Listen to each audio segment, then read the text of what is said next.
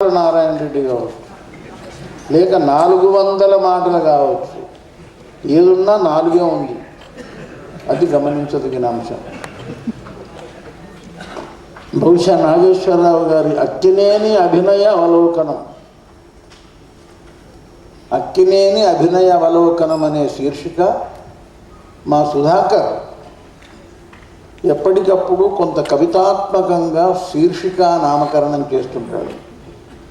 ఇంతవరకు అక్కినేని అభినయ రీతులు అని ఏదో ఉంటుంది.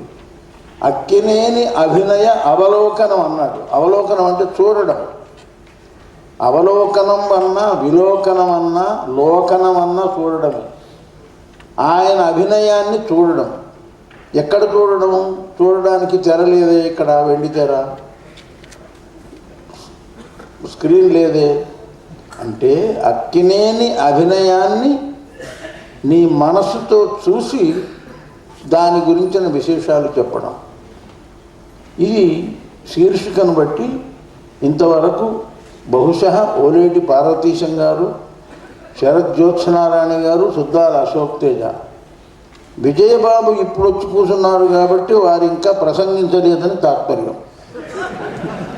నేను ముందు వారిని ప్రసంగించమని అనేవాడిని, కానీ నాకు అధ్యక్ష పదవి ఇందులో సభా ప్రారంభకుడు కాబట్టి నేను ఆ సూత్రాన్ని, ఆ నియమాన్ని పాటించడం నా ధర్మం కాబట్టి ఒక 5-10 నిమిషాల్లో నేను కొన్ని విషయాలు చెప్తాను.